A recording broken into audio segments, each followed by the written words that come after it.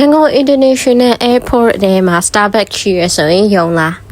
Hello Hera ပါစရာပါ Starbucks ကမြန်မာနိုင်ငံမှာမရှိပါဘူးဒါပေမဲ့ဒီဆိုင်လေးက Starbucks နဲ့အရန်ကိုတူတဲ့အတွက်ကြောင့်မလို့ Hera အတွက်တော့ Starbucks လို့မျိုးခံစားရစေပါတယ်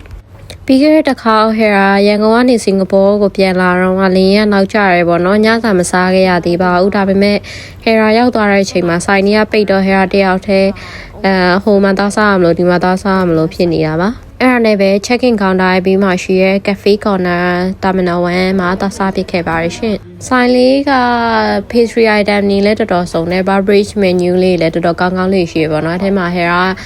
Starbucks မှာလည်းတောက်နေကြဖြစ်တဲ့ strawberry matcha latte တစ်ခွက်ရဲပြီးတော့ croissant တစ်ခုပဲမှာလိုက်ပါတယ်ရှင်ဆိုင်ပြင်စင်လေးကအရန်တက်ရက်တော့အရင်တစ်ခေါက်တည်းတော့ Hera ဒီဆိုင်မှာတစ်ခါမှမထိုင်ဘူးဈေးကြီးမှထင်လို့လေအခုက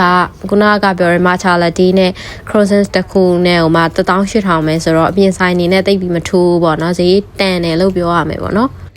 strawberry matcha latte လေးကလည်း Hera ကြိုက်တဲ့အရာသာအတိုင်းပဲထွက်တယ်ပေါ့နော်ဒီလိုဆိုတော့အဆင်ပြေပါတယ်ကိုစင်ကာပူက Starbucks ကိုရောက်သွားသလိုမျိုးလုံးဝအဲ့ဒီ vibe အပြည့်ရတယ်ပေါ့နော် croissant လေးကလည်းတော်တော်လေးကောင်းတဲ့ထဲပါပါတယ်ရှင်ဆိုတော့နောက်တစ်ခါ International Airport ကိုရောက်တဲ့ခါကျရင်ဒီစားလေးမှာ try more recommend ပေးပါတယ်ရှင်ဗီဒီယိုလေးကဒီလောက်ပါပဲနောက်ဗီဒီယိုမှာပြန်တွေ့ပါမယ်ရှင်